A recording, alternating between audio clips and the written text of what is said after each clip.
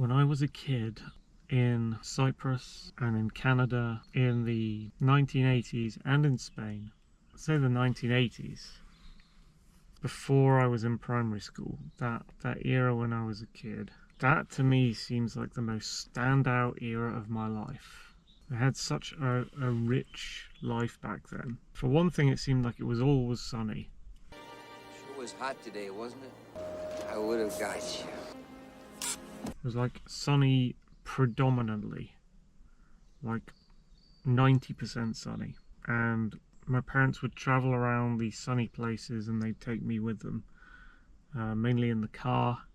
And I got to see all sorts of crazy places, like the world as it was in the 1980s in Cyprus, Spain and Canada. And I guess there were parts of England in there, but I remember England a lot less, and I think we were in England a lot less in those times. And I got to see just crazy sights in my vision that will be imprinted on me forever, some of which I struggle to describe. The blue jay's back, so I'm going to pause video to try and... That is a blue jay. I don't have my zoomy cam, but that is a blue jay on that low branch.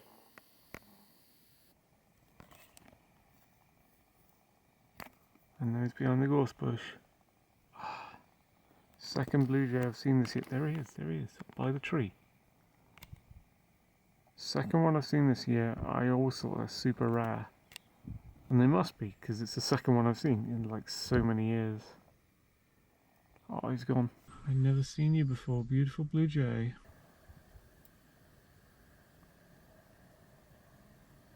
He's having fun.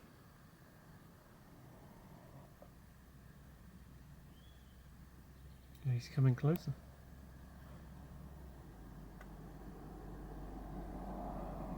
That's a good shot. He's coming closer still.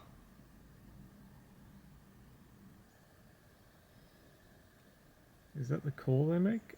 No, I can hear some chattering off to my right, but I can't see. Look, he's close, dude. I've never seen you before, beautiful blue jay. Wait, am I not even zoomed in? What the hell? Okay, you need to see him.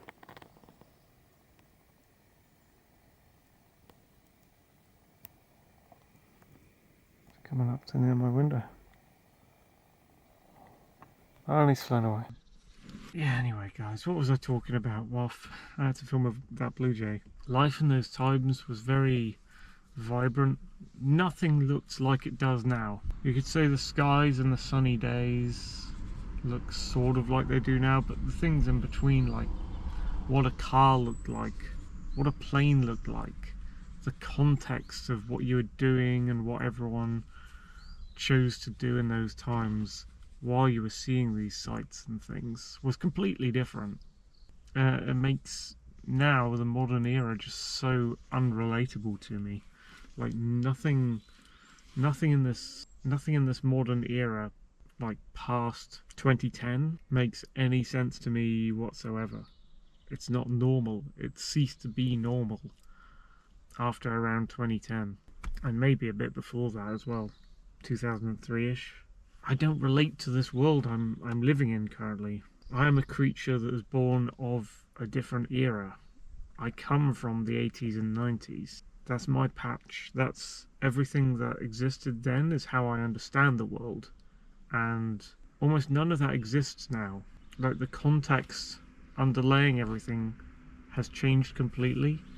The look of all the technology and things we use is completely different. Like there's a van going past now. The style of advertising on the van, the look of the van, the context surrounding what like vans do. I mean, it's completely different to the same core concept from the 1980s.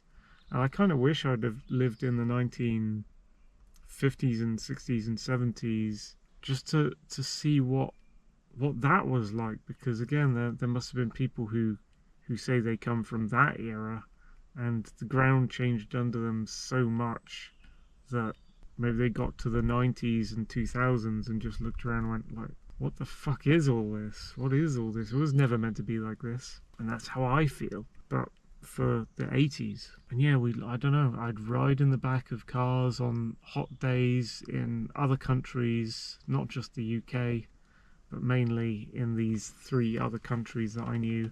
The cars would look different. The people would all act different. The style of the architecture and the places you'd go, what rooms would look like, what your parents would be able to access, like house-wise and living-wise, was a lot easier. You'd go into the shops and like you'd have things like Woolworths and Smith's was different back then, and you had more Sainsbury's. You didn't have anything like Morrison's or Waitrose, as far as I know. A good way to look at all this stuff is just to watch 90s movies. I think 80s and 90s movies. You kind of get... I know that's kind of a manufactured environment, but some of the backgrounds and the technology they use and stuff does harken back to that day and how stuff looked. Is a lot more familiar to me than, well, modern films obviously, but just seeing everything in the modern day. Like it's more real to me watching a film from the 90s or the 1980s, even though it's a fictional contrivance. It's based on something that was real that I remember, than it is just seeing the world as it is in real life now. Completely different. And it's hard to get my mind, like every now and then I'll remember something and I'll go, oh my god. It's hard to get your mind to purposefully remember things, but you know, you might smell a smell or see a sight and go, this is a little bit more like what it was. Like the smells were different. The smells of all the places were completely different to how they are now. You had a lot more candy smells. You had a lot more kind of, you know, trashy smells and chemical smells, but you had more, there's a lot more perfumes going around. There was a lot more kind of candy and sweet shop stuff, a lot more meat cooking, like food, like really nice food cooking on the seafront sort of thing, stuff that you wouldn't smell now at all, ever, anywhere. There were foods back then that you could buy, that existed to buy. They've brought back a couple here and there in the modern day, but it's not quite the same thing. I mean, you could get root beer all the time back there, like everywhere, and now you have to look in really specific places for it. The ingredients of some of the things you eat now were completely different back then, and they were better then than they are now. The availability of like normal things, you could bring up like plastic bags and plastic straws and bottles that you could just open normally. More things were in glass bottles. Obviously, I lived in a period before the internet existed, so you wouldn't have everyone like swallowed up. Like a mobile phone it just didn't really exist for certain levels of, levels of wealth or something. Like we never had a mobile phone. We always had landlines. None of us ever had a mobile phone. That just happened like fairly recently, I guess, in the early 2000s. We started getting things like that in my family. Before then it was just landlines. Obviously with the internet you had the 56k modem, which means you couldn't use the phone and the internet at the same time. You had to be on the phone, or you had to get off the phone and on the internet, and you couldn't make a phone call, couldn't go on the internet while you're on the phone, that sort of thing. And the way the internet looked when it first came in, that's not really part of the era I'm talking about, but you know, that was different. When it got to that stage, that was more like late 90s though. The way people played computer games and talked about computer games, or now you call them video games, like using the early consoles, looking at magazines, like gaming and computer magazines that were kind of intrinsically linked to the experience of using a console or a computer. That was a big thing. The moving in of Japanese kind of culture into video games and things. You could get things like Blue Sky soda, like Blue Sky orange cream soda. That's like an amazing fucking drink that existed back then, that there's nothing like it today now anywhere. I don't know what ingredients they put in it, but it's like you cannot find any food item that tastes like that anymore anywhere. Everyone was out traveling. There was a lot of hope for the future. Obviously, we didn't know what government had been doing, so there's a lot of everyone just believing in government and TV as this okay thing that was fine and there's no problem with it and it's all working as it should and police are working as they should and all this shit. I mean, we, at least now in the modern day, we have the hindsight, like looking back and realizing that that was all a bunch of bullshit and we were under control from these people. But at the same time, it was not overt. It was an okay way of living because you couldn't quite see what they were doing. Like, they were at least going to lengths to hide it when they were doing something shady. It wasn't openly on display. Like when you, I suppose back in the 60s, which is before the time I was talking about, there was tons of shady shit happening with the Vietnam War, and it took people inside government to bring that out, like release the files sort of shit, to bring those to light, what they were actually doing back then. And if those never came out, nobody in the public would ever be the wiser about what happened during those times. It took for McNamara to release all the files on the presidents, the range of presidents in America that were involved in those wars and what happened there. Yeah, everything seemed to be working as it should. And yeah, we were blind to some of the bad shit that was going on, but there wasn't enough of the bad shit going on from government that it intervened in our lives in a huge way. Like, it never got that strong. You never had anything as bad as a lockdown, which is like World War II levels of insane. Or, you were living in the times when the socialists of the Soviet Union had kind of lost a big battle and they'd gone underground, and what Yuri Bezmenov was saying was happening.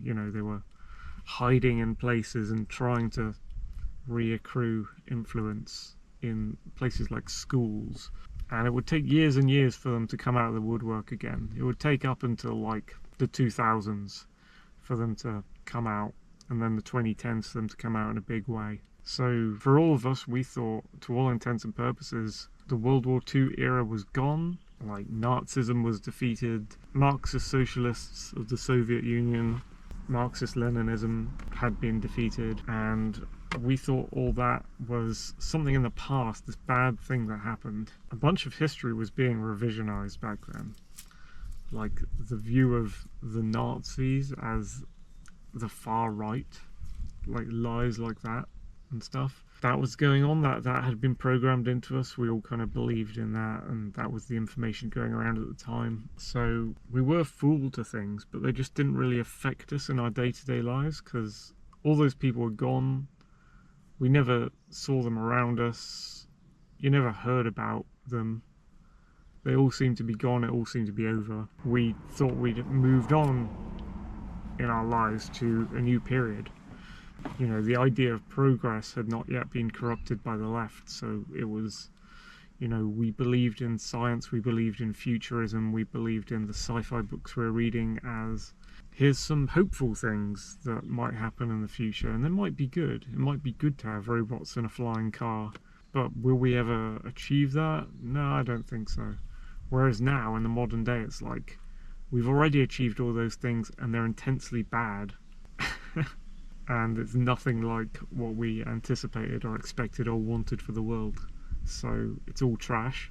So we had more of a feeling of hope, a feeling that we were going somewhere, that we were all improving, that there was mysterious unknown new things like the rise of the computer and digital technology that were appearing that would take us to like a better place. And you could do all these new things with it. It turned out that all of that was a curse in the end, and we didn't need any of that. And what we were doing away from the new stuff that we were hopeful for was the good sort of advancement. But yeah, everything was very sweet and innocent and fun and interesting and exciting as a kid living in the 80s and early 90s before primary school. Like me finding out about the world, like going to an owl sanctuary, going to a monkey sanctuary, seeing a praying mantis on a wall in Spain, being driven around these sunny industrial looking places, semi-desert regions, going for walks out in nature, the typical fast food restaurants back then, the beaches. I mean, everything was sunshine. Everyone had tungsten lights at night time. You had the beautiful yellow tungsten lights, and I remember it in particular in Cyprus. It was everywhere in Cyprus, and it painted a really distinctive look on everything because of how the plants were there.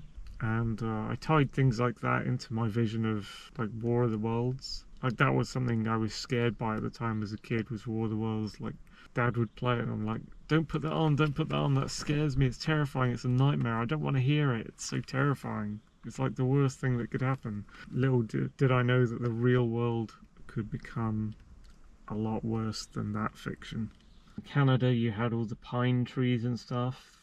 Like, our concerns were different back then, the sorts of things we worried about. I remember chavs were a huge problem back then, like football hooligans and chavs, that kind of weird, brutish, arrogant behaviour from like sport-obsessed males, and that kind of thing was, you know, we thought about that being an issue that needed fixing more than leftists and things. That never even entered our minds back then. And like, we'd be out in the wilderness in Canada. Like I was playing with a female friend down the street. We'd go to like a park down the bottom of our housing estate thing in Canada, surrounded by the pine trees, and she'd be like, get down, and it's like teenage motorcycle gang turns up, and she's like, hide, because apparently they've been kidnapping kids.